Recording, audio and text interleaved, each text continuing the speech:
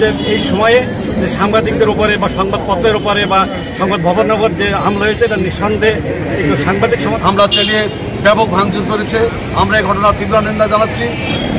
সংবাদপত্র অফিসে এবং সাংবাদিকদের গায়ে কেউ যেন হামলা করতে না পারে, স্বাস্থ্য এবং দীর্ঘায়ু কামনা করে আমি আমার বক্তব্য।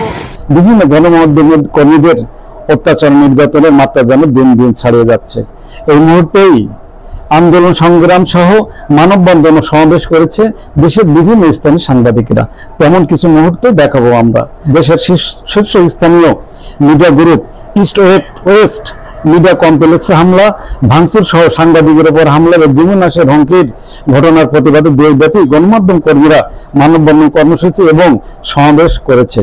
বুধবার গণমাধ্যম কর্মীদের সাথে স্থানীয় ব্যবসায়ী এবং সাধারণ জনগণ মানববন্ধন কর্মসূচিতে অংশগ্রহণ করেন এবং পালন করেন। তারা যে দেশের শ্রেষ্ঠ মিডিয়া হাউস ইস্ট ওয়েস্ট গ্রুপে বাংলাদেশ প্রতিদিন, Kaler Kantho, Daily Sun, news 24, T Sports, Bangla news 24 এই প্রতিষ্ঠানে প্রতিবাদ দুর্বৃত্ত হামলা চালিয়ে ব্যাপক ভাঙচুর করেছে।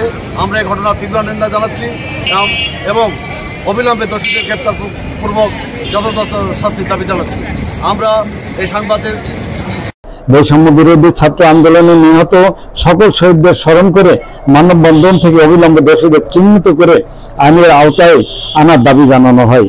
এছাড়া দেশের সকল গণমাধ্যমের নিরাপত্তা নিশ্চিতের দাবি জানানো হয়েছে মানববন্ধনে। ঘণ্টাব্যাপী চলে বিভিন্ন স্থানে মানববন্ধন ও সমাবেশ। এখান থেকে কালের কণ্ঠ, বাংলাদেশ প্রতিদিন, বাংলা নিউজ 24 এবং ডেইলি সান, টি স্পোর্টস পত্রিকা এবং অনলাইন যে নিউজগুলো প্রকাশিত হয় সেখানে হামলা চালিয়ে ভাঙচুর করা হয়েছে এবং তাদের সাংবাদিককে বহন করা গাড়ি ভাঙচুর করা হয়েছে। এই ঘটনার সারা বাংলাদেশে দীর্ঘ আন্দোলন গড়ে উঠেছে সাংবাদিক সমাজ।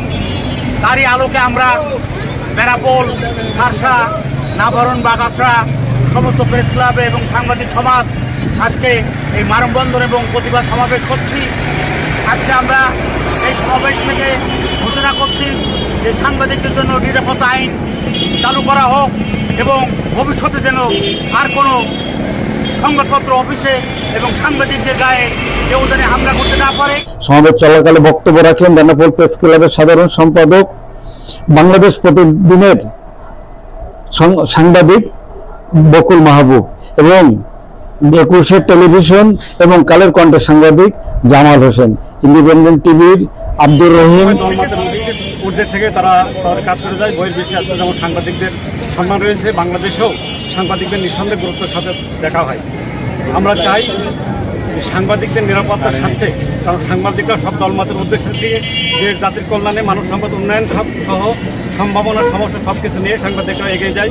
আজকে যে সৃষ্ট যে এই সময়ে যে সাংবাদিকদের উপরে বা সংবাদপত্রের উপরে বা সংবাদ ভবনের উপর যে হামলা হয়েছে এটা নিঃসন্দেহে একটু সাংবাদিক সমাজের জন্য একটু ন্যাক্কারজনক ঘটনা। আমরা এটা পুনরাবৃত্তি চাই না।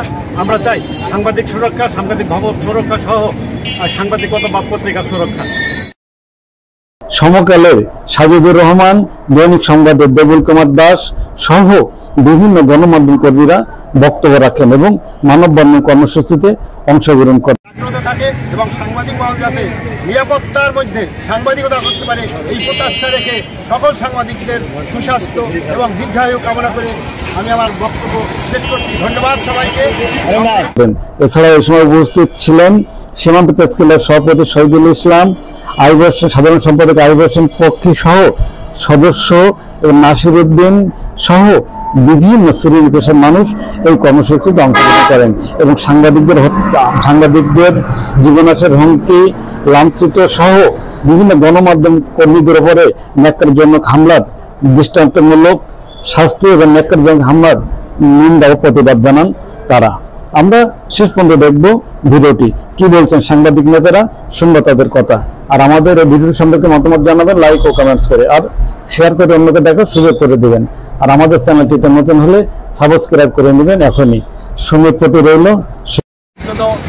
নিরাপত্তা আইন করা হোক, যে নিরাপত্তা আইনের সমস্ত সাংবাদিক সুরক্ষিত থাকে। আমরা যেন কোনো সরকারের, কোনো রাজনৈতিক দলের ঘোষণালে না পড়ি, কোনো দলের দেশ বিদেশের সব খবর জানতে, দেখতে, শুনতে, শিক্ষা, স্বাস্থ্য, যোগাযোগ, ভ্রমণ, বাণিজ্য ও বিনোদন সহ বিভিন্ন বিষয়ে সবার আগে সব প্রতিবেদনটি দেখুন ভয়েস অফ ক্যালকাটায়।